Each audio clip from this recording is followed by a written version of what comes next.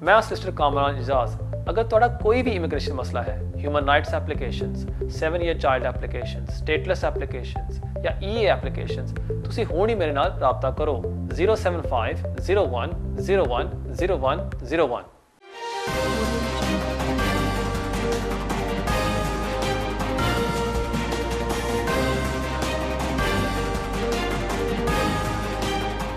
आज एक important update है आपके लिए और वो है 10 ईयर लॉफुल रेजिडेंस के ऊपर। और वो 10 ईयर लॉफुल रेजिडेंस वो है कि जिन लोगों ने यहाँ 10 साल लगातार लॉफुली यूके में गुजारे हैं। सो फॉर एग्ज़ाम्पल अगर आप स्टूडेंट वीज़े पर आए 2010 में और आपको एक्सटेंशन मिलती रही और फिर आपने स्विच किया फॉर एग्ज़ाम्पल स्पाउस वीज़ा और आपके 10 साल पूरे हो गए और उसके बाद आप अप्लाई करते हैं इंडेफिनिट लीव टू रिमेन के लिए under 276B of the immigration rules. इस वीक इसके ऊपर एक इम्पॉर्टेंट केस आया, वो है हक एंड अदर्स। उसके ऊपर बातचीत करने से पहले आपको थोड़ी सी मैं बैकग्राउंड इन्फॉर्मेशन दूं और हम शुरू करते हैं रूल्स के ऊपर।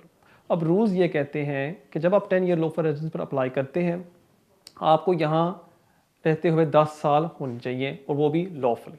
यह है पार्ट 1 ऑफ द रूल कि आपने यहाँ 10 साल लॉफुली गुजारे हैं यूके में।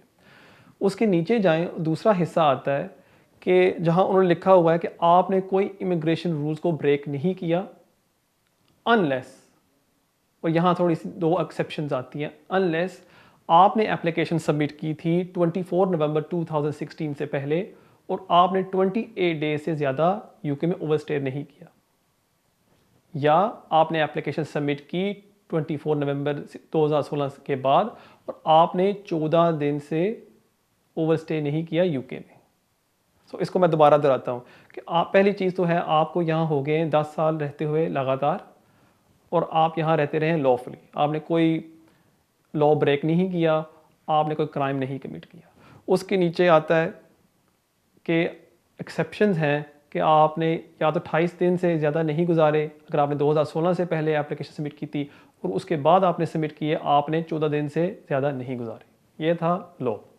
अब हम आते हैं 2 केसेस जो हक एंड अदर से पहले डिसाइड किए गए थे, और जो पहला केस जो मैं आपके साथ शेयर करना चाहता हूँ वो है मासूम अहमद।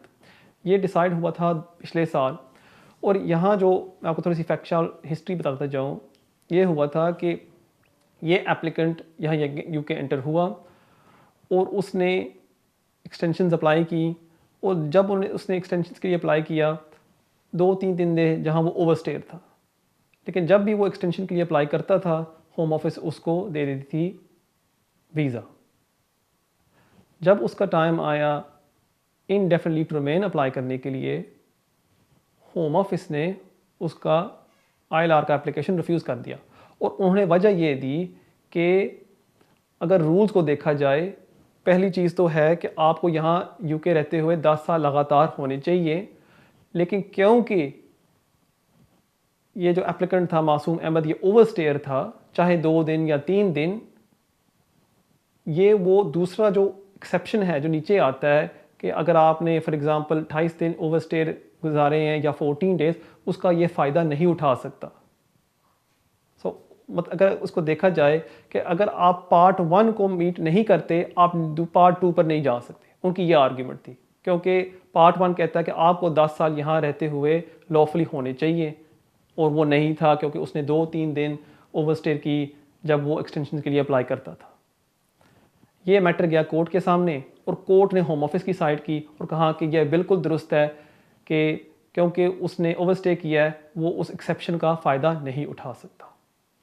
और हैरत की ये बात थी कि जो होम ऑफिस अपने केस वर्कर्स को गाइडेंस देती है, एक डॉक्यूमेंट होती है जहां वो उनको बताती है कि किस तरह आपने केस को डिसाइड करना है, उसमें साफ लिखा हुआ था कि अगर कोई बंदा ओवरस्टे करता है आप उस ओवरस्टे पीरियड को ओवरलुक कर दें, माफ़ कर दें, और एप्लीकेंट को फिर भी वीज़ा ग्रांट कर दें। एक तरफ गाइडेंस में ये लिखा हुआ है, लेकिन कोर्ट होम ऑफिस की साइड ले रहा है और कह रहा है कि नहीं, कि अगर कोई बंदे ने कोई भी दिन ओवरस्टे किया है वो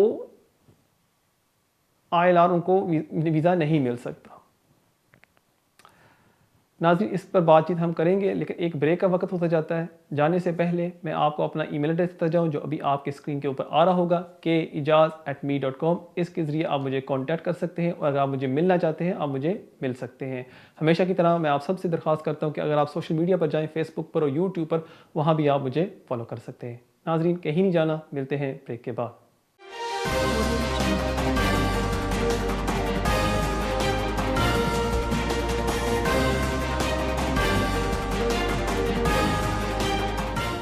मैं सिस्टर कामरान एजाज। अगर ਤੁਹਾਡਾ ਕੋਈ ਵੀ ਇਮੀਗ੍ਰੇਸ਼ਨ ਮਸਲਾ ਹੈ, human rights applications, 7 year child applications, stateless applications ਜਾਂ ਈਏ ਐਪਲੀਕੇਸ਼ਨਸ, ਤੁਸੀਂ ਹੁਣ ਹੀ ਮੇਰੇ ਨਾਲ ਰਾਬਤਾ ਕਰੋ 07501010101।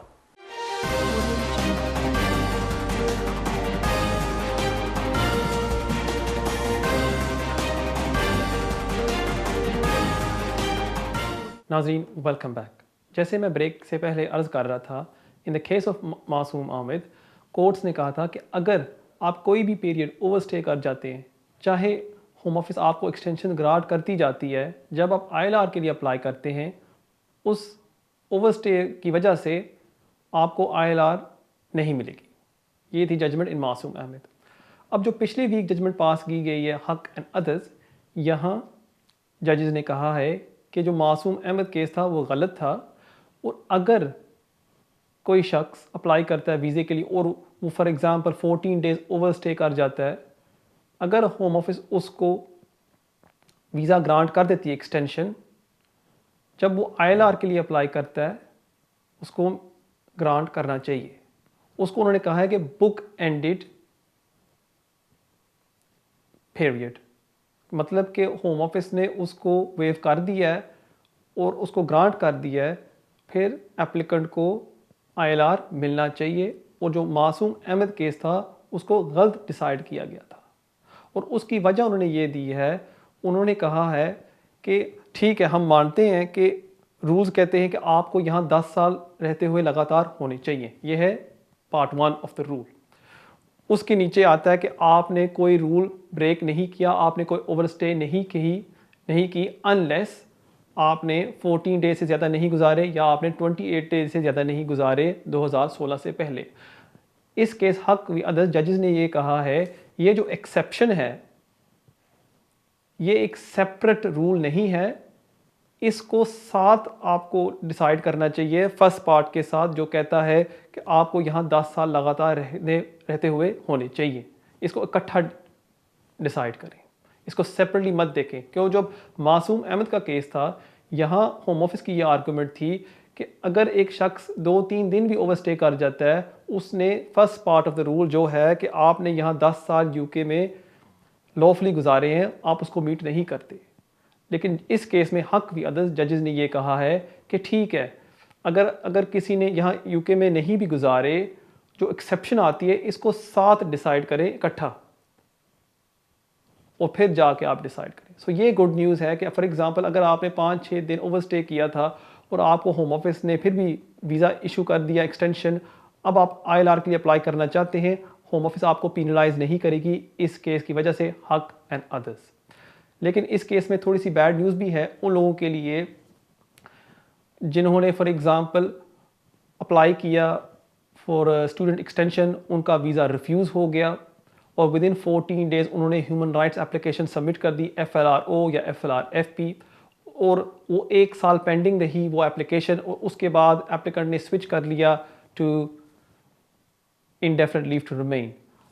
जजेस ने इस केस में कहा है कि जो एक और केस था जुनैद अहमद, वो सही है कि अगर आप एक ओवरस्टेयर हैं, चाहे आपका एप्लीकेशन 1 साल क्यों नहीं पेंडिंग रहता, आप ILR के हकदार नहीं होते। So this is a bit of bad news.